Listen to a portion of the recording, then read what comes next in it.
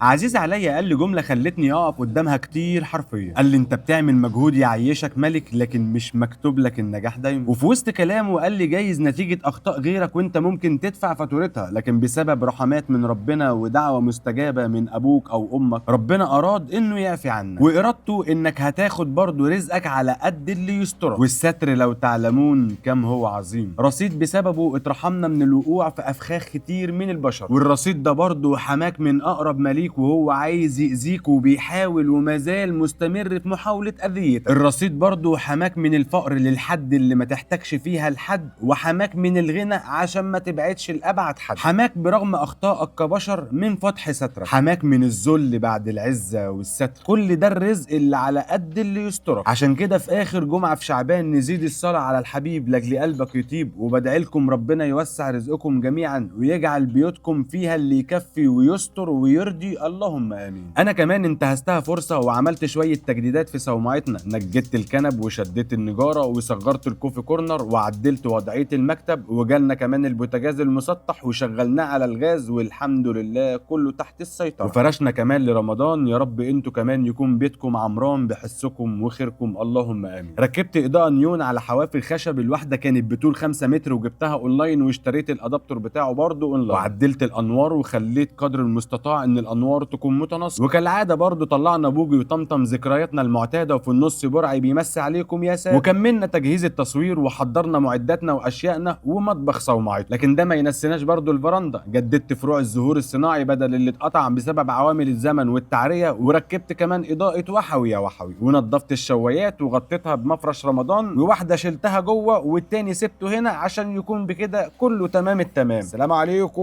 وقررت ابدا اشتري حاجتنا، لكن كان واجب عليا اروح اسلم على حبايبنا. السلام على من سمع السلام، أنتم السابقون ونحن اللاحقون. ما انكرش ان وجود اخويا الله يرحمه كان فارق معايا كتير، عمري ما شفته زعلان او مكتئب، دايما اشوفه بيضحك وبيهزر. واللي يعرف عني ان كل طاقه ايجابيه في الحقيقه هي كانت مستمده من اخويا الله يرحمه ويرحم امي واختي وابويا وامواتنا جميعا يا رب العالمين. بعدها رحت الهايبر كبير وراعيت انه ما يكونش تبع المقاطعه، وراعيت ده كمان في كل مشتريات. وبالمناسبه سواء ربنا موسع عليك او ماشيه معاك على القد، انا ضد فكره الخزين في الاساس. بالنسبه لي انا بكتفي على قد اللي هعمله في ايام معينه. شهر رمضان شهر كريم زي باقي شهور السنه، ولكن المفروض ان في شهر رمضان انه يكون اقل شهر فيه اكل وشرب، واكتر شهر فيه عباده ومغالبه النفس الاماره بالسوء. لكن عادتنا العربيه ان تجمعاتنا دايما بتكون في رمضان، عشان كده بنلاقي العزومات دايما هنا وهنا. لكن برضو بلاش نشتري خزين كتير بدون داعي، وربنا يوسع عليكم ويقدركم تجيبوا كل اللي نفسكم فيه، اللهم امين. بالمناسبه اشتريت شويه قهوه كمان عشان هنعمل اختبارات القهوه الجزء الثالث وربنا يستر علينا. وحقيقي الدنيا والاسعار كلها غليت والكل بيعاني، لكن عايزك تتخيل معايا حاجه واحده، لما انا وانت اللي يومنا ماشي بستره وقادرين اننا نجيب لقمه تسد جوعنا، ما بالك بقى الناس اللي مستوره بفضل الله لكن حالتهم اضعف من انهم يقدروا يجيبوا اللقمه اللي تسد جوع نفسهم او اولادهم. بنصح نفسي وبنصح كل قادر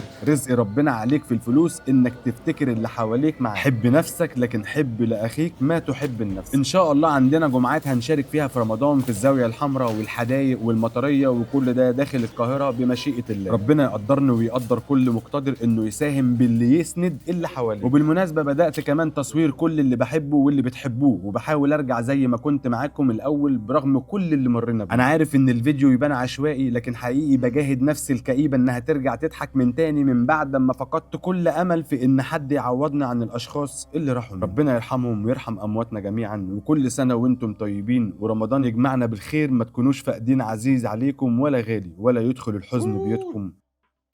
رمضان كريم.